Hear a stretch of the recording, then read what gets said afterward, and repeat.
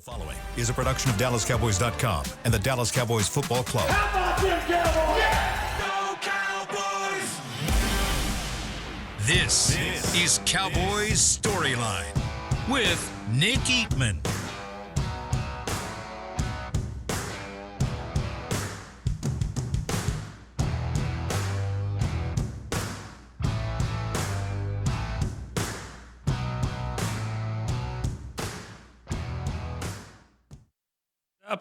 What's up, everyone? Welcome to Cowboys Storyline. We'll start this thing off better than that. All right, it's Tuesday, March 26th, and it is time to get this thing rolling. I'm Nick Eatman here, Cowboys Storyline. We have a couple of people already on the line. There's the NFL owners meetings going on in Orlando.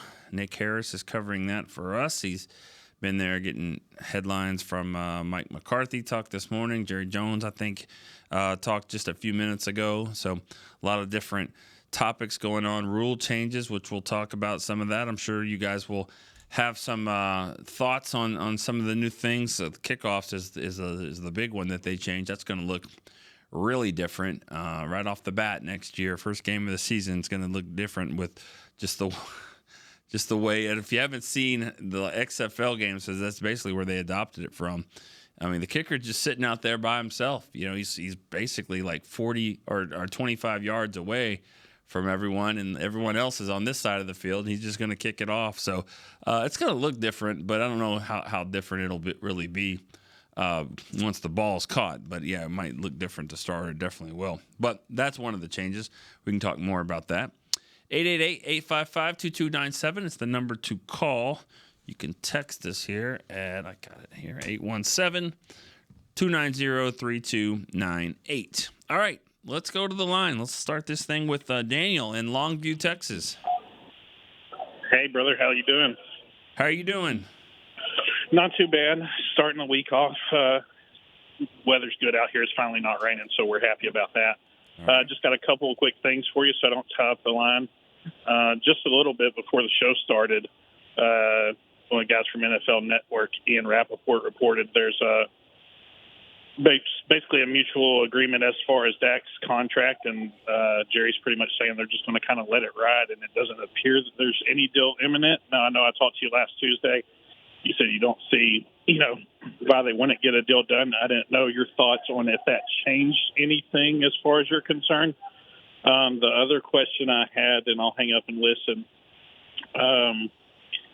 reports out that Mozzie and Schoonmaker both had to have shoulder surgeries, which definitely isn't ideal. Right. Do you think maybe they look at getting some help with the defensive tackle situation a little earlier than maybe anticipated, or how's that look in your opinion? All right. Okay. I appreciate it. Thanks for the call, Daniel. You have anything else? Hey, I appreciate it, Nick. Nope, that's it. All right. That's it today. I'll hang up and catch you later. All right. Thank you. All right. I'll start with the injury stuff. Mozzie, that sounds like it's a 4-month thing, 4 to 5 months, which is going to be most of the offseason. So not ideal for a guy that they really were counting on to be, a lot stronger, better technique, and all that. Just you're going to miss a lot in the offseason when you're trying to learn new schemes, new alignments that Mike Zimmer has. So that's one thing there. And then Schoonmaker, I don't think is on that same level. He's been doing some running around and sprints and things like that.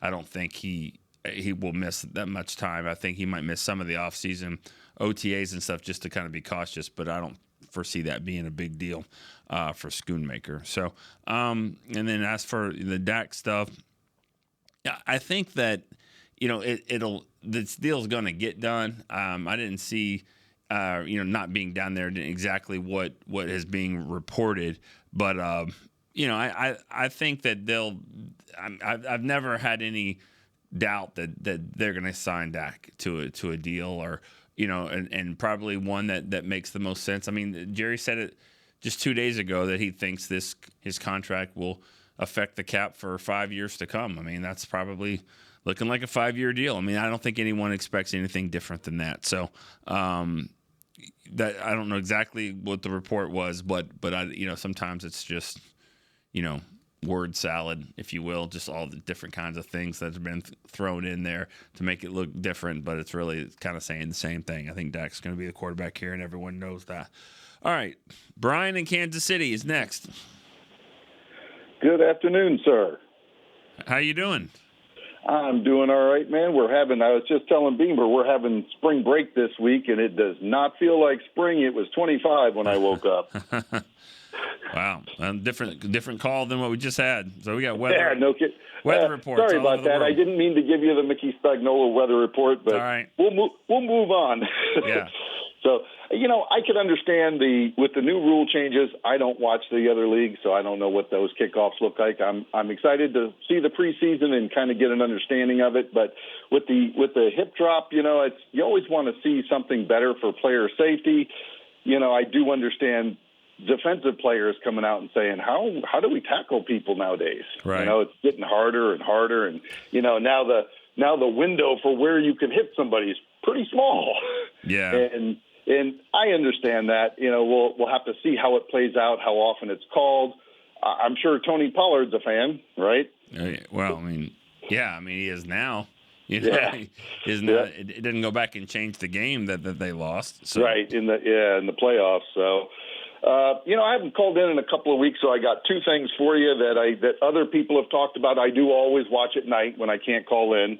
So, having watched what they did and didn't do, especially in the trenches, because I think it's all won and lost in the trenches.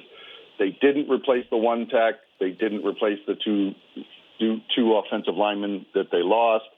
I don't think you can do it all in the draft. I don't think that's going to be possible to get three starters. I think they're probably going to take a little step back this year. I really thought we would sign one of those three players, and we didn't. And I do think now, having watched that play out, I think maybe we're going to take a little step back. The other thing that we've heard a bunch of times is fans talking about wanting to trade Micah because we think we could get the world for him, right? Maybe you could get two number ones or something, or a 1 and a 2. I do think that because of his size, just like he kind of peters out at the end of the year, I think that's going to happen in his career too. I don't know that I want him on a second contract because I don't think he's big enough to play the position he's trying to play. And he can control that. He could put on the size if he wants to. Don't know if he will. And then my player for this week is somebody. He was on the mid 90s roster, and he was the center, Clay Shiver. And I'll hang up and listen to what you got, man. All right. Thank you, Brian. I think that it does. I mean, it appears like they aren't as good as last year. I mean, that's what it looks like just right now. You throw that in and say, all right, they're missing some key players that they lost in free agency. Who have they signed? And they're asking for a lot of these second and third year guys to make this big leap. And who knows if they will? The schedule looks like it could be tougher. Usually first place schedules are, but it's still early in the game, and it's not just those guys that are making that leap that they're counting on. You're also counting on your star players and your good players to be even better. You're counting on CeeDee Lamb type jumps. CeeDee Lamb was the star 2 years ago, and he was last year. And then this past year, I mean, he was one of the best players in the NFL.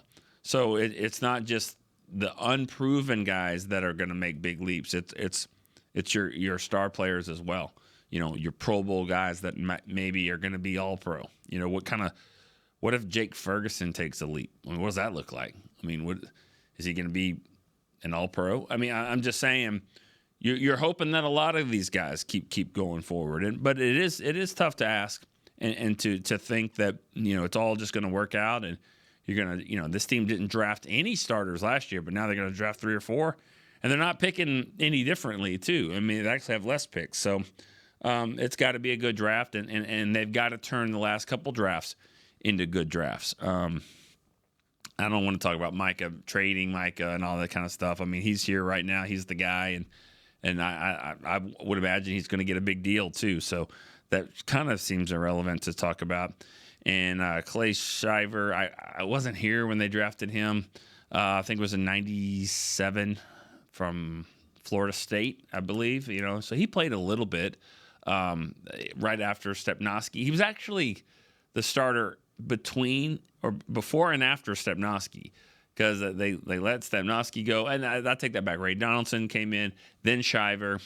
And Shiver was just good enough for them to say, we want to get Stepnoski back from the Titans or Oilers, wherever they were at that point. So he didn't have a long career and played it just good enough for them to say, we got to get somebody else. All right, let's go to the next caller is Bill in New Haven, Connecticut. Hey, Nick, what's going on, buddy? How are you doing? I'm doing well. How about yourself? I'm good. What's up? Here we go. Hey, I wish I had some new and exciting stuff to talk about, but I'm not exactly splitting the atom here with my commentary. But first things first, I would just like to say to Cowboys fans, please stop with the trading Micah Parsons stuff. It's ridiculous. You're mad about them losing players that are good now, but yet you want to trade your generational defensive player. But I digress.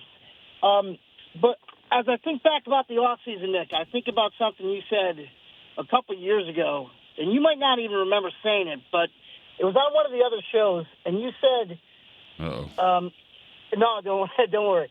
It's every season starts with a number now for the Cowboys, and it was just in the context of the disappointment of no Super Bowl, no championship game appearances, and I guess what I'm trying to say is when you hear that this year is really going to be a year for the Cowboys to reset the cap, and next year will be more of the same.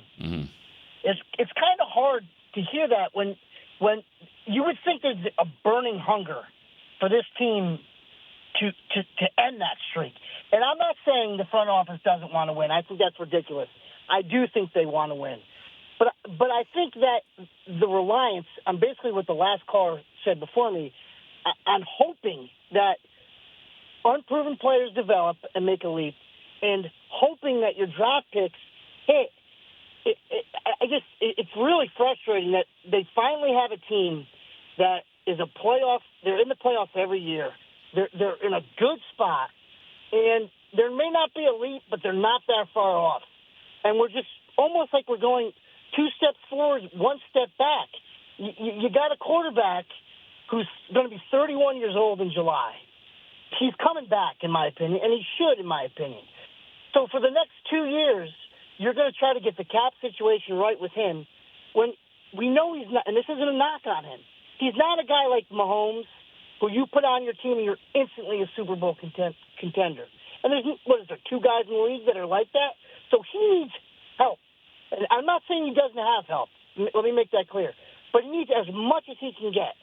And the front office has made a decision that they're not going to do that. They're actually going to try to develop players. And it's just hard because I've seen this team kick the can down the road, restructure, do extensions with teams that had no chance. Teams that, if everything went right, they might win 10 games and win the division and then get bounced in the wild card round. And now they actually have a team that's pretty good, and it's just passive offense. Bill, what do you want them to do differently? Okay, well, what I would like to do, I would have brought back Tyron Smith on that cheap deal. I definitely think we could have brought back. Wait. With what deal? Tyron Smith's deal. That's incentive laden. It's basically tied into how many games played, and if he does play that many games, that means you're getting an all-pro left tackle. Okay. Right? I mean, it's not a question of if Tyron can play or not. It's if he's healthy. Do you agree with that?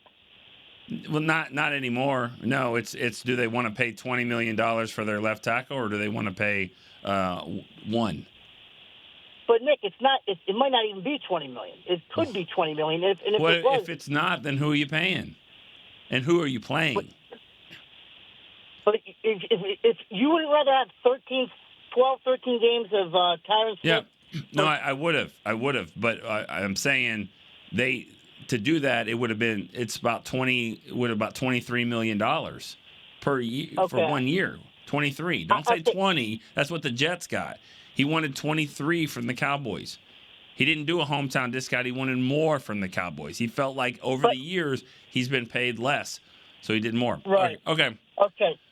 All right. Okay. All right. Well, we can we'll be here all season. We'll do it all week. All right. You can call back Thursday. I get it. I mean, I get what you're saying, but they don't. And I'm not trying to defend them. I mean, I get the frustration of not doing stuff, but they don't feel like this next 2 years it's going to work out to just, sign a bunch of players this year.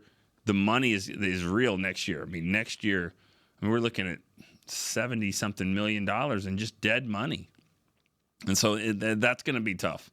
It's going to be tough, especially with some of those players probably won't be on the team.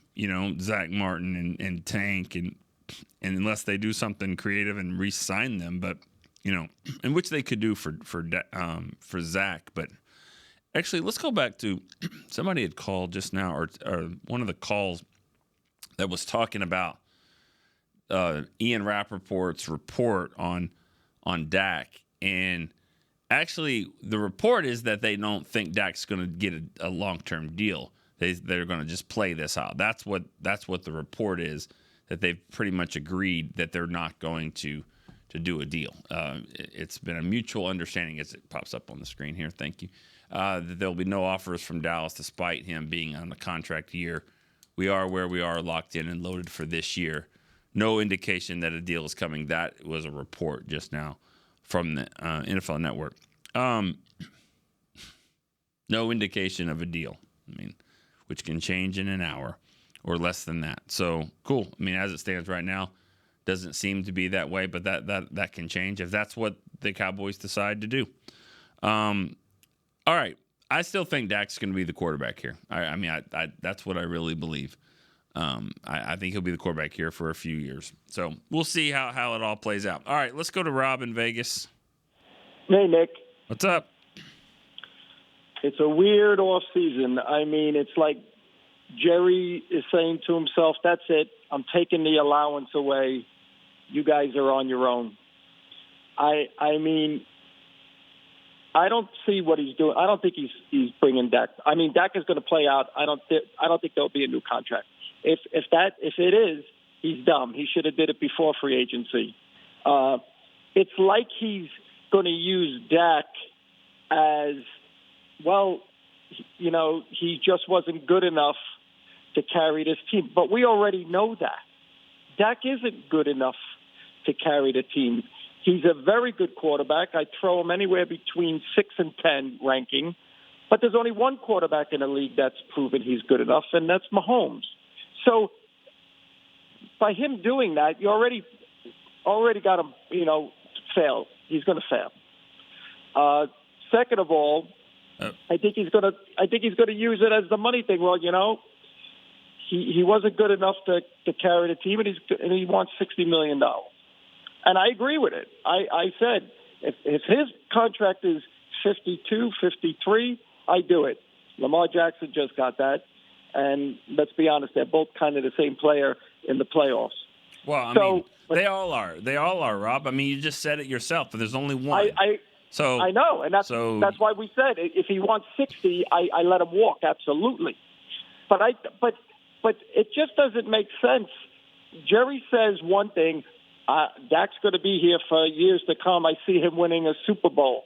No, you don't, because you would have already gave him a contract and built the team because you were close. Like the last caller said, we're closer to getting to the Super Bowl than not. And that's, I think, what has fans, saying to themselves, what's going on here? Like I said before, we weren't 5-12 3 years in a row. We were 12-5. We all know what we needed. We needed a nice defensive tackle that could actually do something. We definitely needed linebacker help, and we didn't do any of that. We got an older linebacker, so we'll see what happens with that. We've lost so many players on defense, and no, they weren't great, but their bodies. I mean, we haven't, and you can't replace everybody in the draft. It's just a weird season. It's like Jerry's going to set this up for failure in a way, and hopefully I'm proven wrong. And then he's going to let him walk because he's going to just say, listen, he just wanted too much money, and he can't win, and he's right. Well, I mean, unless you know something that I don't know, I don't see a contract getting done. Why wouldn't you have gotten that contract done already? Because if you get it done right now, it's meaningless. You can't go get anybody. So we already know, okay, what are you going to do? You're going to sign Micah Parsons. Okay, well, we already figured that. Right. You're going to sign CeeDee Lamb. CeeDee Lamb's your best player. We already know you're going to do that. You'd be crazy not to do those two moves. But you sign those two guys and you let Dak go, and now you don't have a quarterback. What's the difference? You'll be right back where you started. This is a quarterback-driven league. So I don't think Dak is great, but I think you should, surround him with some more help. And I think you'd have a way better chance. And the Tyron Smith contract was $12 million if he hits all his goals. And I think the Cowboys could have done something like that. He's not going to hit all his goals to get to 12. I think last week when I called, I thought I said it was 10. I mean, you would have paid Tyron Smith $10 million for 1 year. Yeah, they didn't have the money to do that, so they didn't. They didn't have $2 million to pay Hankins. So they didn't want Hankins, and I get it. Hankins is older. Right. Hankins. They didn't want him. No, they didn't want him, and I don't blame him. Hankins is past his prime now. $1.5 million, I think he signed with. That's not a lot of money. Right. So that just goes to show you that they said this guy isn't that good, and I'm okay with that. And I don't think Tyron Smith wanted to play here. I don't think he did. I mean, he's asking. He's asking. That's terrible on him. Well, and that's a terrible. And I don't know that terrible thing by Tyron Smith because they bent over backwards to keep you on this team. They bent over backwards to now you didn't even have to practice. Yeah. What else did you want the Cowboys to do? Again, I don't know all that. I just think I know his asking price with the Cowboys was higher than it was at other places where you have to play, have to pay a state income tax. So it was pretty clear he didn't want to play here in Dallas. I don't know all behind the scenes on what happened with the negotiations. All right, Rob, thanks for the call. Appreciate it. Let's keep moving here. Let me go to a text question from Dan in Philly. He said, what's your thoughts on the kickoff rules? His past Cowboys, Russell Maryland. Russell Maryland, one of the 3 number 1 overall picks in Cowboys history. Probably ranked 3rd on that list, I would say, behind Aikman and Tuttle Jones. But still, number 1 overall pick, 91. Thoughts on the new kickoff rule? Hold on, Chris, in my ear. Chris, what do you got? He was talking. That's okay. All right. Let's start with let's go to the kickoff rule. Sorry, we're having a little technical issues today here. Sorry, Nick. It's all right. We had some last week too. This is better than last week. I promise you that. I think kickoff rules are going to be interesting. I mean, it's just going to be. I mean, there's a lot more strategy than it ever was. I'm not saying it was always just kick it deep and go cover, but they had different different rules you could do. But this one. The ball could be at the 20-yard line. It could be at the 30, or you could just kick it off and see what happens. Take your chances. I think a guy like Turpin has a chance. He's going to have a lot more open space. The kickoff team's going to be at the 40-yard line, and then the receiving team's going to be in like the 25 to 30 range. So you're looking at about 10 yards there to block, and neither team can move until the ball is caught. So, you could catch it. Turpin could catch this thing 7-8 yards deep, but with a running start, then it's just going to be a battle. Can you get to the 30? Because if you're not getting to the 30, then you should probably just, let it go or kneel it down and take the ball at the 30-yard line, which is pretty good starting field position. But there's a lot of open room there. So I'm anxious to see how the kicking team is going to handle it. Does everybody go forward too? Do all 10 guys go forward? Because if he pops it once, I mean, it's just him and the kicker. So I like my chances there. I would think with any return specialist there. So it'll be interesting to see. That'll be a new dynamic of football that we just haven't seen, and that's exciting to me. All right, let's go to our next caller. Is Ronnie in New Jersey? Hey, Nick. How you doing, Ronnie? Not too bad. How you doing? I'm good. Well, everything that everybody's talking about and what Rob was mentioning and everybody else, honestly, I see this, and with what you just mentioned about next year's salary cap, they're going to be, $30-40 million under with dead money. That right there tells you everything. Like, they weren't active in free agency. They didn't extend Dak and all these other players that they could have. I think the window's closed, basically. And window for without, what? They went all in last year. It didn't get done. Mm-hmm. I don't. If we as fans, like, I think we should just lower the expectations, and at the same time, you can't sign and re-sign everybody you have on your team. I get, I wanted Tyron Smith back, but if there's no money, there's no money. And you draft, this is a draft and build team through the draft, right? Mm-hmm. Well, we've been drafting players that haven't played these last 2 years. Mm-hmm. Our first 3 picks last year didn't really contribute that much.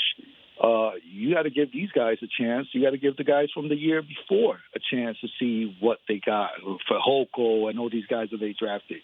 Yeah, we're changing scheme and everything. So now you got to draft players according to what Mike Zimmer wants, right, as bigger defensive tackles, bigger linebackers, and we have small linebackers, small defensive tackles. So you're changing a lot. This is not going to be, in my eyes, I don't see this as a 1-year turnaround.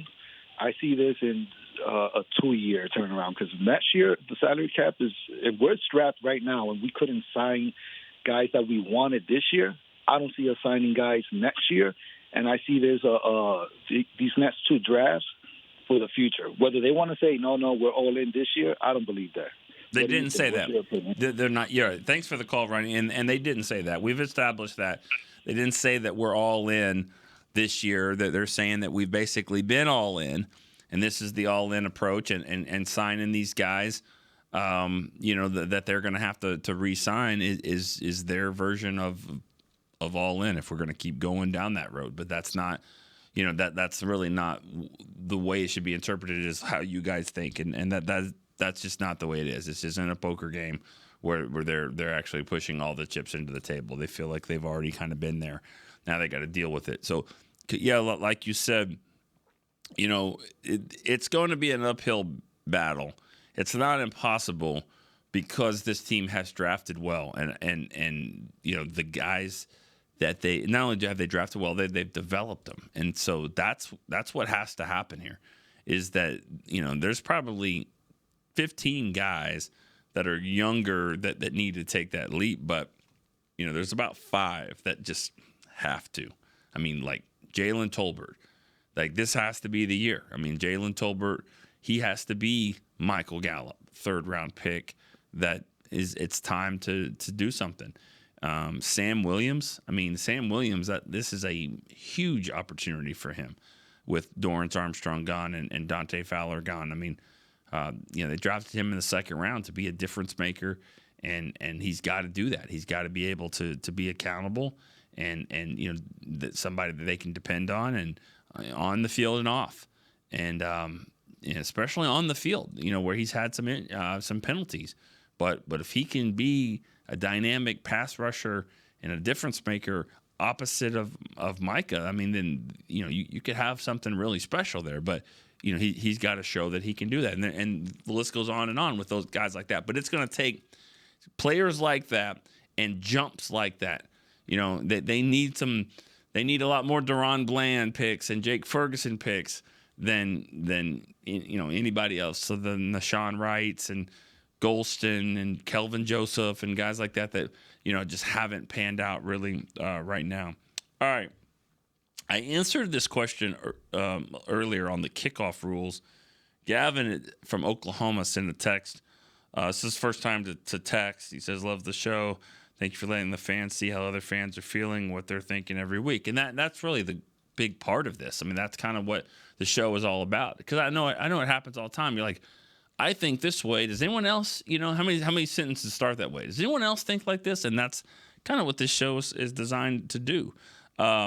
He's asking about, do you think the kicking rule will give Turpin a better chance to have greater impact? Shout out to Turpin from my hometown in Monroe, Louisiana. What are your thoughts on the drop tackle rule? Shannon Gross was also from Monroe, Louisiana. So shout out to him as well. I think Turpin has an opportunity to make some big plays. What you're trying to do is going to get them in the open field. Now, I'm not saying every team has a Turpin, but every team's got a kickoff returner that they probably like. And so it's going to be an issue on the other side too. I mean, you're going to get a really good, athletic return specialist in space. And that's what it's designed to do. So on one hand, you have an opportunity for some big plays. On the other hand, you may not. And so, you've got a kicker though that led the league in touchbacks last year. Broke an NFL record for touchbacks. I think it was 99 in a season Brandon Aubrey had. So you can do that and start at the 30. Just try to kick it deep, but it doesn't always go that way. And then when if not, you have to return it. So it's going to be fun. It's going to be a fun strategy. I like that. I like that rule change. I like the challenge rule change, where that now as long as you get one of the two challenges correctly, you get a third one. Before it was if you challenged early and you didn't get it, then you only have one left, and that because you have to go 2 for 2. Now you only have to go 1 for 2 to get a third challenge. So basically, if you have 2 challenges and you miss them both, then you don't get any more coaches challenges. The hip drop, or whatever it's called, the hip drop tackle rule, I like it. I mean, I think it probably happens more than people think. I mean, there's probably variations of it. This isn't like the horse collar of did you grab the collar or did you not? I mean, it's kind of where you end up putting your legs and how the guy falls. And but they've done a lot of studies to it. And the Cowboys lost a playoff game because of it. I mean, Tony Pollard got hurt in the 49ers game. We all saw it, and the whole game changed.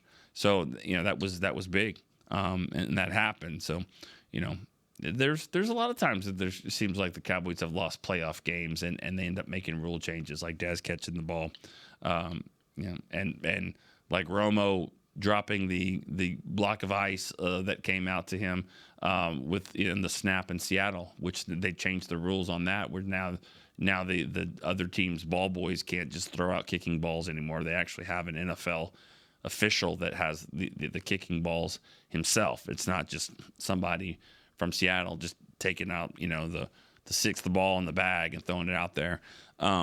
So things happen in the playoffs. Playoff games is where things always tend to change rules. We saw that when overtime was the Bills and the Chiefs. Josh Allen didn't get a turn, so they had to change it, and they had to change the rule. We're now in the playoffs; both teams get a turn, and then we saw it this year. It was at the Super Bowl. We saw it where not everyone even knows the rules. All right, let's go to Ali. He's in Iceland. Hello, Mr. Aidman. How are you doing? Pretty good, sir. How are you? I'm good.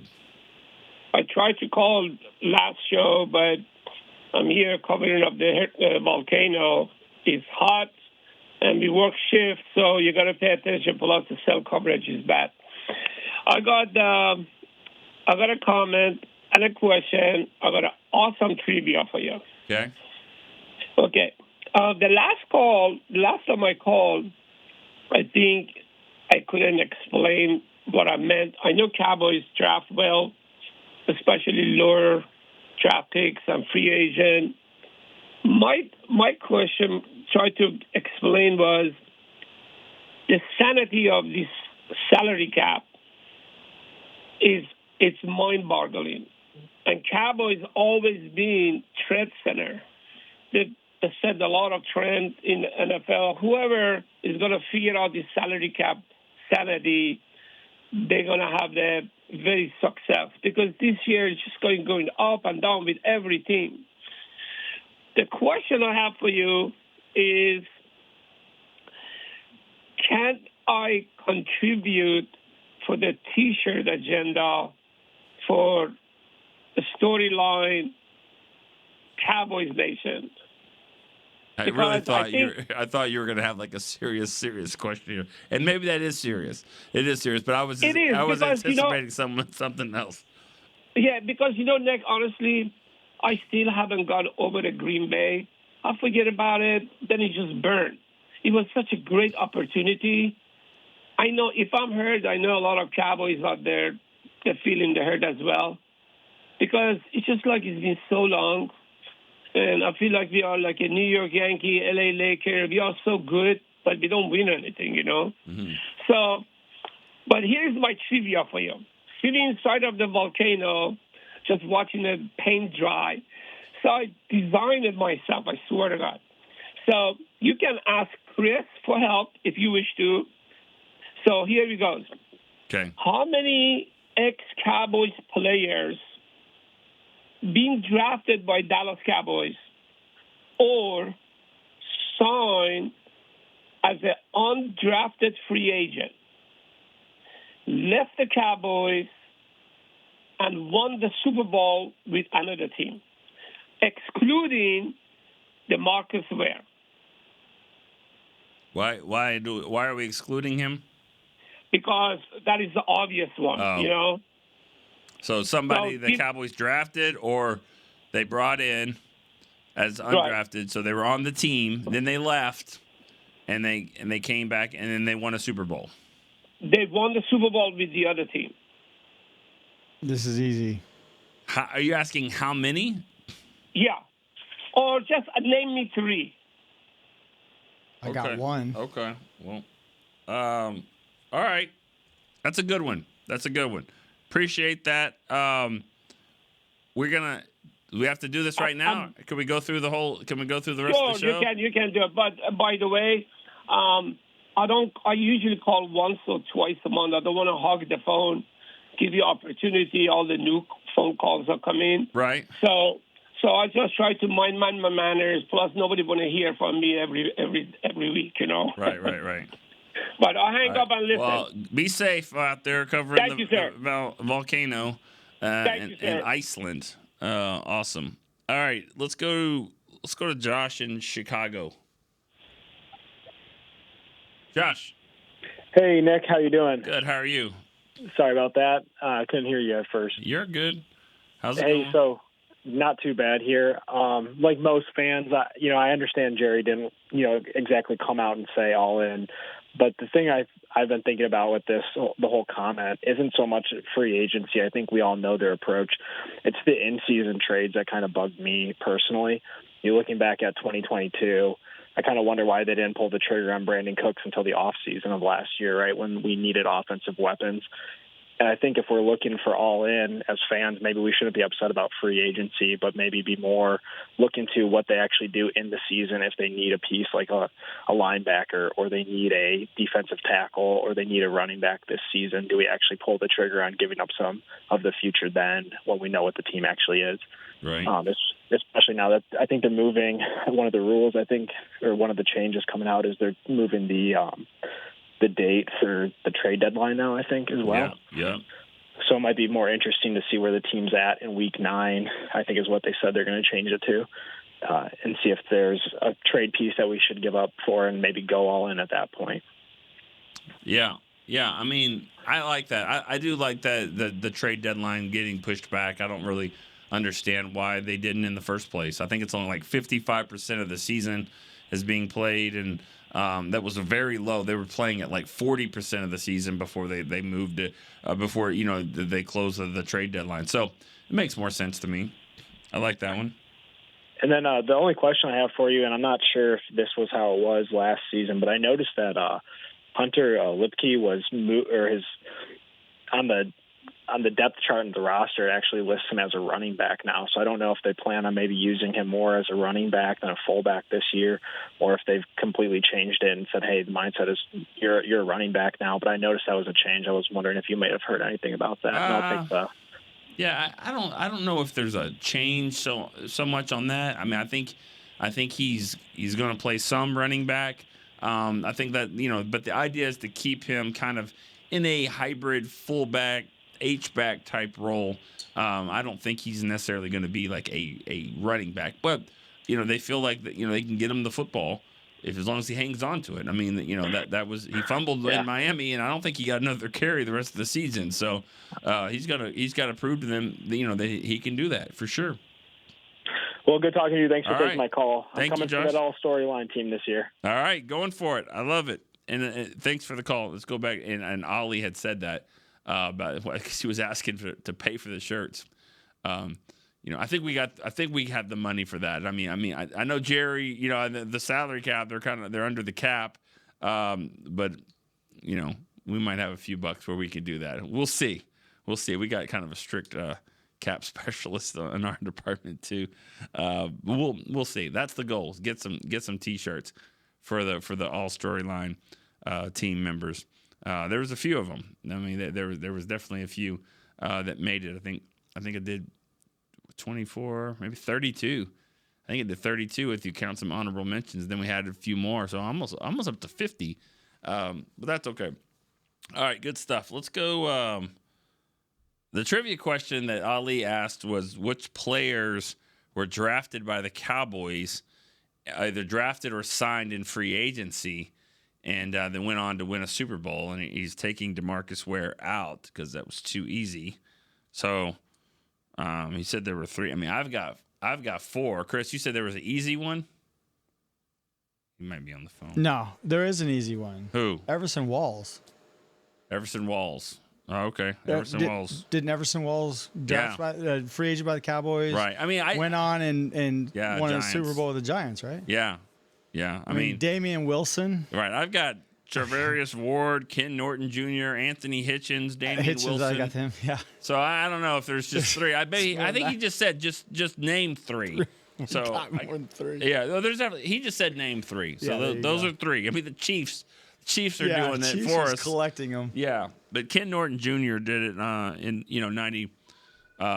94. I mean, 94. I mean, he had went to the 49ers, so he actually won 3 straight Super Bowls: 92, 93, 94. Yeah, I didn't think of Everson Walls. I should have. I mean, in those 80s guys like that, there wasn't a lot. I mean, Steve Diassi. I don't know. He might have won one in 1990. If you really want to put it here, Isaiah Stanback, he has a Super Bowl with the Giants. Yep. He was drafted here. So yeah, Isaiah Stanback. Yeah, that counts. Why'd you whisper, Chris? I'm just thinking. I mean, he didn't play in the game, but he was part of the team. So yeah. Just all right. Phone's ringing. You got to answer it back there. All right, Jeff in Salt Lake City, Utah. Jeff. Hey, Nick. How you doing? I'm good. How you doing? I'm all right. Just wanted to bring up a past player. Do you remember Kareem Larimore, West Texas A&M? Yes, I do remember Kareem Larimore. I believe that was the Dwayne Goodrich draft, as well as Mario Edwards. And I believe back then they said that he had the most talent out of all the 3 corners. I remember walking out on the practice field at the first rookie minicamp, and one of the scouts said that Larimore's got the quickest feet he's seen since Deion Sanders. Of course, I was like, wow.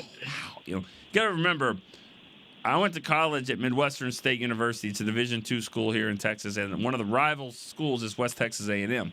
So Kareem Larimore, I had heard of him for sure there at WT up there by Amarillo, and so I'd heard of him, and I knew he was a really talented player. Just had some off the field issues to kind of deal with, but he never really panned out. He actually played in the Arena League for the Dallas Desperados, but yeah, I do remember him a little bit, and I just I always was like rooting for him.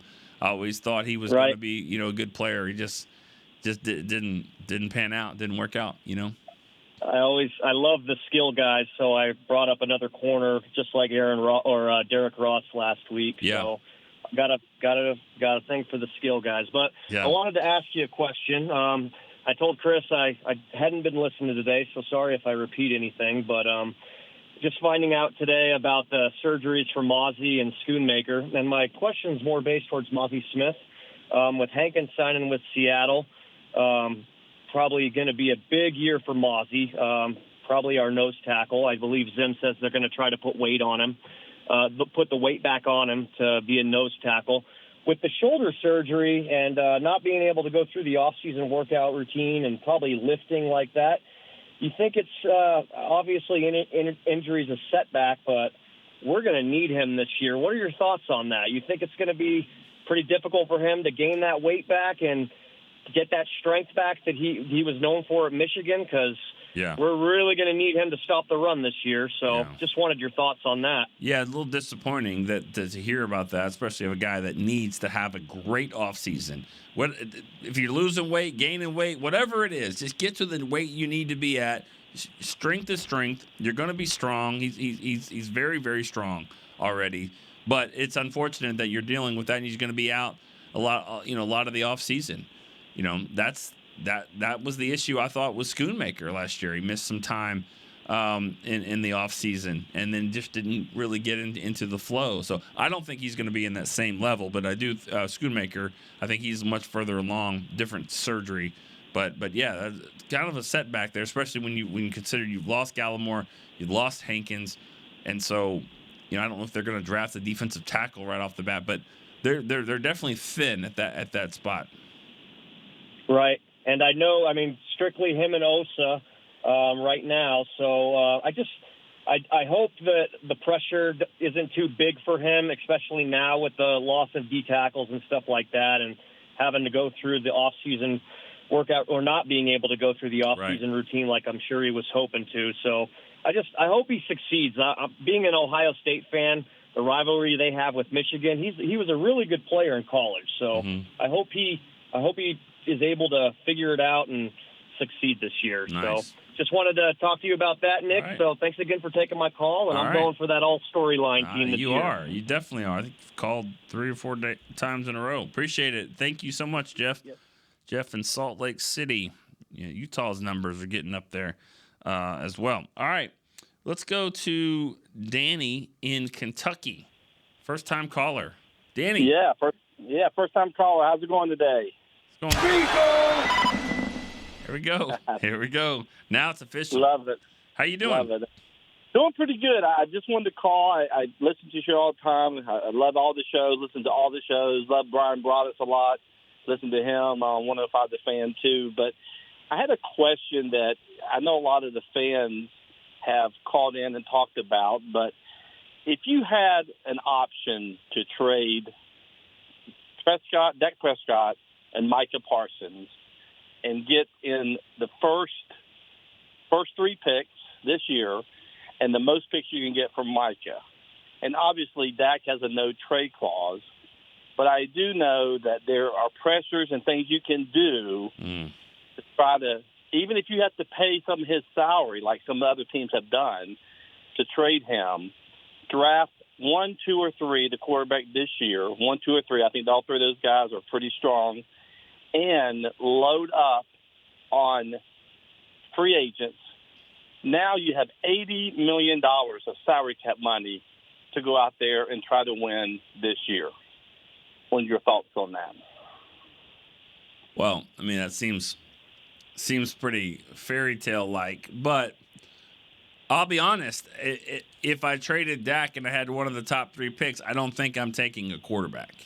So, which I know that sounds weird probably, but I wouldn't do that. If I was in the top 3 picks, I would not draft a quarterback this year. So, that's just my take. Why would you not draft a quarterback? What would your thoughts be? I don't think you have to take a quarterback because they're considered the top. I think if you get a quarterback that is going to be a generational type player, yes, I'm for that. But I think these guys are just the best of the group right now. And I still don't think I wouldn't trust them to say, these are going to be the I think if you go with position players, you think about the quarterbacks. You get top quarterbacks up there, they don't always work out. Most of the time, if you get an offensive lineman or a receiver or they're usually pretty good. The pass rusher, those guys are good. So I don't know. I mean, I'm not saying if Joe Burrow comes along, you take him. Trevor Lawrence, yeah. But I don't feel that way about Caleb Williams. I don't feel that way about May, even Jaden Daniels, and then now you got McCarthy coming. I don't know. What's weird is that McCarthy's getting jumped up because of his record. Well, if that's the case, why is Caleb Williams up so high? You know what I mean? So it's just kind of weird. Neither one of those guys. And then I'm sorry I didn't play along with the question there. I probably would draft different guys. I would draft, maybe the best offensive lineman or maybe one of those pass rushers or something like that. Yeah. I don't know. I just see too many quarterbacks drafted in the middle rounds, Dak included, that can get the job done. Now you have to deal with some bumps and bruises there, but for the most part, I don't get pressured into taking a quarterback just because you kind of need one, and these guys are considered the best. There's just been too many. I agree on that completely. I agree that it just resets that 5-year money that you're paying Dak after 8 years. Yeah. I feel we need to reset that money and that's where all these teams are now winning. But and again, the top 3 picks I would do this year is a center from Oregon, Sweat from Texas, and that Peyton Wilson linebacker in the 3rd, if you can do that. Yeah. And then if you just reset it with all this money that you got going on, and then you're adding these free agents, you have a great chance to. And I think, again, Broad and some of those guys they're talking about, they're kind of resetting it now and not telling anybody. Yeah, so, maybe. I agree. Maybe. But, yeah, Sweat from Texas, boy, he definitely looks good. I mean, he looks like a good player. I mean, Murphy from Texas, too. Yeah. So, all right. Yeah. Well, Danny, how's your bracket looking? Not too bad. I grew up in North Carolina. I live in Kentucky now, but I'm a big Tar Heels fan. Oh, okay. So you're doing good. Me and Holly going to hopefully win the whole thing this year. All right, nice. Yeah, most brackets from Kentucky probably aren't doing so well. No. I make fun of those guys every day. We have a good time with that. So. Nice. All right. Thanks for the call. Great talking to you. Appreciate it. All right. First-time caller there from Kentucky. Not a first-time caller. This will be our last call, 10th call of Anthony in Miami. Let's close this thing out right. Anthony, what's up? Nick, let's close it out all right, baby. How you doing? I'm good, man. I always thinking, every time you say that, every time you call, I just think of Nick Van Exel coming up down the court, like doing his little, that's all I think of is doing a little punching air. Nick Van Exel. Probably never been in a fight in his life, but he always did that. I loved him. He was always fun. Exactly. What's up? Yeah, check this out. Let's close it out right then. Hey, man, you said some important stuff, man, and I hope the people listened last week about other guys stepping up. I tried to bring that up a couple weeks ago, but not in the right way. But, on that line, Bass and Hoffman, they've got some action. They can do some things. They're kind of interchangeable guard and center. That might work. Yep. Brooks and the other wide receiver, Jalen Tolbert, it's time. Let's go. Step into your roles. And the safeties. I didn't want another safety. I didn't want a free safety. I think Thomas, number 30, and that guy 24, McCormick, it's time. And Bell, let's see what you got back there, man. We don't need to spend money on that. I think we got some guys, some studs, actually. Well, I really do. They're going to find out. And I don't know if I disagree with you. I mean, I really like Wanye Thomas. I think he has a chance to be a really good player. He's always around the ball, always doing some things. I like him a lot, and I think he just needs more playing time. Hey, he was on the girls, their Girls Talk Boys. I heard him on their podcast one time, right? He was there, and the guy, he knows the stuff, and he wants to learn. Right. So when you get a guy like that, and I saw some talent, that's it. Secondly and last, once again, Michael Parsons. Man, I'm becoming a big Michael Parsons fan. And I know people are tired of him, say he canceled out at the end of some games, got a big mouth. I don't care about that.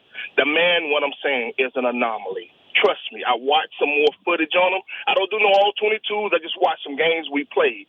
The guy would have had 4 more sacks easily. Look at the Seattle game with Geno. The one when he had him on the ground and he should have been, they couldn't even block him. He gets through the line so quick. So all I can say is on defense, like how on offense you build around that, give him his weapons, give the man some help. You know, you got to cover him up with some good tackles. I mean, Hankins was okay, but give him a middle linebacker, stud linebacker, and just some tackles, some pluggers, and watch this guy go to work. That's all I want to say, Nick. All right. I don't know if I disagree with that either. I like that. I think they need some. Let's bring it. We brought it today, right? There you go. We brought it. All right. Did. Thank you, Anthony. Yeah. I mean, you know, that's one thing we haven't really seen. It's kind of like a quarterback. You know, like, you know, Romo was good for a lot of those years, but he never had like a 1,000-yard rusher. So you got DeMarco Murray. He had some good running games, but not a dynamic runner until Murray came on. And he rushed for 1,000 yards a couple times, and then you really started to see it. And then you were going to pair him with Zeke, and that was going to be interesting. So it's kind of the same way I think of Parsons. He never really had those run-stuffing middle linebackers to kind of stop the run that can allow you to do his thing. So Micah can be frustrating for some fans that just kind of wish he would stay off of social media. It seems like at times, because he is different. I mean, it just seems like maybe he doesn't care about the same things you think he should care about, or not a team guy or whatever. I don't know all that. I do know he's a unique person and player, and I think he has a chance to mature. And I'm counting on that. Players mature, people mature, and I think if he does that just a little bit, gets a little bit more, just shows more of a team guy. He's a team guy, but just do it a little bit more, understand the game, keep getting better, keep figuring out how to get better later in the season, take care of his body, that kind of stuff. I mean, he started out great. I mean, so who knows where this thing's going? I'm not a big fan of trying to trade a player like that. It's so hard to get great football players, and they drafted one that already was great. The sky's the limit on what it could be. So, I agree with kind of what Anthony was saying there. All right, let's end this show today on full hour, 10 calls, great stuff. We'll be back Thursday to do it again. So for Chris Beam, I'm Nick Eatman. We'll see you Thursday on StoryLine. This has been a production of DallasCowboys.com and the Dallas Cowboys Football Club. How about this,